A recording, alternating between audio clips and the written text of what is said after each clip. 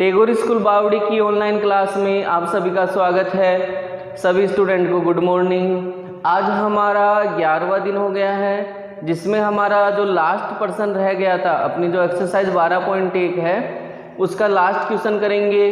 तो last question क्या दे रखा है बेटा? लास्ट क्वेश्चन दे रखा है 3 की घात -5, 3 की घात -5 इंटू 10 की घात -5, 3 की घात -5 इंटू 10 की घात -5 इंटू 125 इंटू 125 बटावा दे रखा है 5 की घात -7, 5 की घात -7 इंटू 6 की घात -5। ये हमें पर्सन दे रखा है और इसका अपन को क्या करना है? सरल करना है। पर्सन कल था ना अपना, सरल करो। तो मैंने बताया था कि यदि मान ज्ञात करो, पर्सन ऐसा आए तो आपको क्या करना है बेटा? संख्या के रूप में उत्तर लाना है। यदि पर्सन ऐसा आ जाए कि सरल करो, तो आप घात के रूप में अपने उत्तर छोड़ सकते हो, मतलब घात तक कर सकते हो। करते हैं। सबसे पहला काम हमारा इन प्रश्नों में, जिसमें 1 से ज़्यादा 2 से ज़्यादा संख्याएं दे रखी हो, तो जो भी घात माइनस में है उनको हम किस में बनाएंगे बेटा? प्लस में बनाएंगे। जो भी घात क्या है? माइनस में, यानी ऋणात्मक घात यदि दे रखी है तो उन घातों को हम धनात्मक बनाएंगे। बनाते हैं। ध्यान से देखना, केवल ये 125 है, इसकी घात कितनी है? प्लस की 1, नहीं लगी हुई तो प्लस की 1। तो ये कहाँ है? अंश में। ये तो यहाँ का यहाँ रहेगा, बाकी ऊपर वाला नीचे और नीचे वाला ऊपर। तो ऊपर क्या जाएगा? एक तो 5 की घात 7। देखो ये कहाँ है? हर में। ऊपर चला जाएगा अंश में, तो घात किस में हो गई? प्लस में। ये कहाँ है? हर में। ऊपर जाएगा तो किस में चला जाएगा? अंश में, यानी प्लस में। और ये 125 ऐसा का ऐसा ही रह जाएगा। बटावा, ये देखो 3 की घात माइनस की है, नीचे आएगी तो 3 की घात प्लस के 5, और यहाँ 10 की घात -5 है, नीचे आएगी तो 10 की घात प्लस के 5। क्या किया मैंने? कुछ भी नहीं किया बेटा। क्या करना है? जिनकी घात माइनस में हो उनकी घात किस में बनानी है? प्लस में बनानी है। उनकी घात किस में बनानी है? प्लस में बनानी है। तो जब अपन प्लस में घात बनाते हैं किसी की, तो यदि अंश में है तो उसको हर में ले आएंगे, और यदि हर में है तो उसको अंश में ले जाएंगे। अंश में हो तो हर में लाएंगे और हर में हो तो अंश में लेके जाएंगे। यही किया है मैंने। ये दोनों कहाँ थे? अंश में। तो ये दोनों कहाँ आ गए? हर में। ये दोनों कहाँ थे? हर में। तो ये दोनों कहाँ आ गए? अंश में। अगला काम हमारा ये है कि जो संख्या अभाज्य नहीं है उसे क्या बनाना है? अभाज्य बनाना है। मतलब जो आधार अभाज्य नहीं है उसे हमें अभाज्य बनाना है।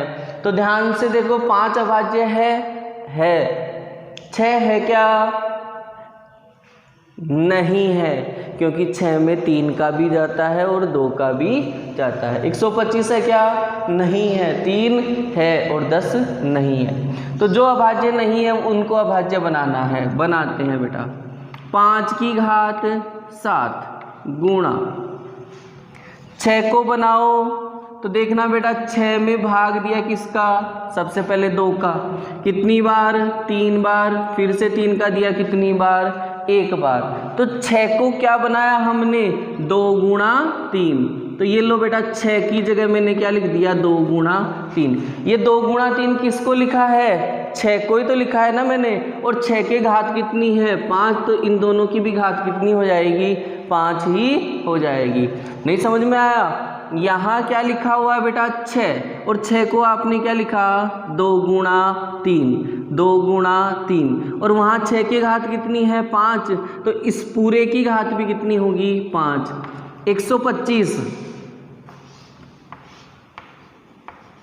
125 में 2 का नहीं जाएगा, 3 का भी नहीं जाएगा। फिर देते हम 5 का। ध्यान रखना, जब आप अभाज्य गुणनखंड करते हो तो उस अभाज्य गुणनखंड में आपको अभाज्य संख्या का ही भाग देना है।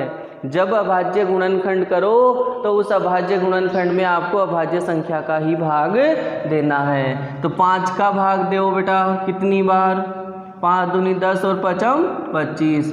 फिर 5 का दिया कितनी बार बेटा, 5 बार। फिर 5 का दिया कितनी बार, 1 बार।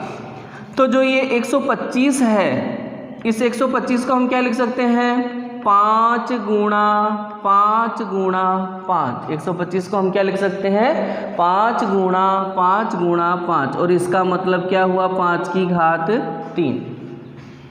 तो ये 125 है, इसको हमने क्या लिख दिया, 5 की घात 3।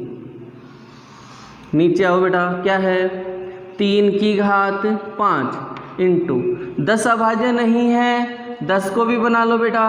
10 में 2 का दिया कितनी बार, 5 बार। 5 का दिया 1 बार।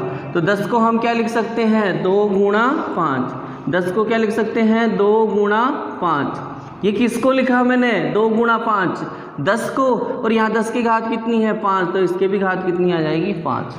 ध्यान से देखना, 5 की घात 7 ऐसा का ऐसा। 6 को लिखा 2 गुणा 3 और इसकी घात 5। 125 को 5 की घात 3, 3 की घात 5 ऐसा का ऐसा। और 10 को लिखा 2 गुणा 5 और इसकी घात 5। सरल करते हैं, 5 की घात 7। ये जो 5 घात है ये इस पूरे की है, इस पूरे की का मतलब 2 की भी है और 3 की भी है। तो 2 की घात भी 5 और 3 की घात भी 5 इंटू 5 की घात 3 बटे वे 3 की घात 5 इंटू ये भी 5 घात इन दोनों की, ये पूरे की है तो दोनों की अलग अलग कर दो।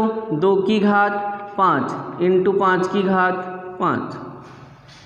देखो गुणा ही हो रहा ना ऊपर और नीचे, तो ध्यान से देखना, अंश व हर में संख्या समान हो तो कट जाती है। तो 3 की घात 5 कहाँ है, अंश में, और 3 की घात 5 कहाँ है, हर में। तो ये क्या हो गई, कट गई। 2 की घात 5 कहाँ है, अंश में, और 2 की घात 5 कहाँ है, हर में। तो ये भी कट गई। और कट रही है क्या, नहीं। तो हमारे पास में बचा क्या बेटा, हमारे पास में बचा 5 की घात 7 इंटू 5 की घात 3 और बटे वे 5 की घात 5। क्या बचा हमारे पास में, 5 की घात 7 इंटू 5 की घात 3 बटे वे 5 की घात 5।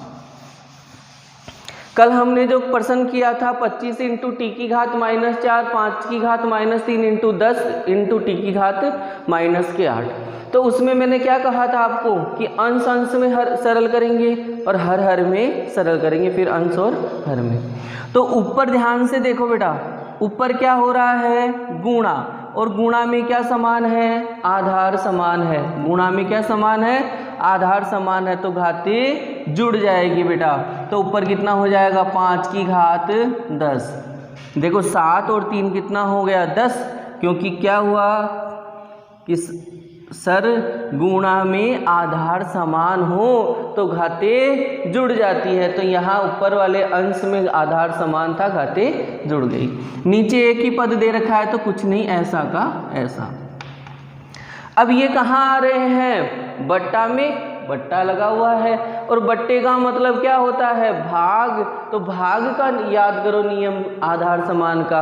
तो बेटा भाग में आधार समान हो तो घातें घट जाती है, भाग में आधार समान हो तो घातें घट जाती है। तो 10 घात में से 5 घात गई, कितनी बच गई, 5 घात बच गई। कहाँ बचेगी, जिधर बड़ी घात होगी। तो बड़ी घात कहाँ है हमारी, अंश में। तो अंश में हमारे क्या आ जाएगा, 5 की घात 5। और यही हमारे क्या हो जाएंगे बेटा, आंसर। क्यों, क्योंकि प्रश्न ने हमें क्या कहा है, सरल कीजिए। तो सरल कीजिए में हम घात के रूप में उत्तर छोड़ सकते हैं। या आपकी जो 12.1 प्रश्नावली है वो कंप्लीट हो गई है। कल अपन करेंगे 12.2।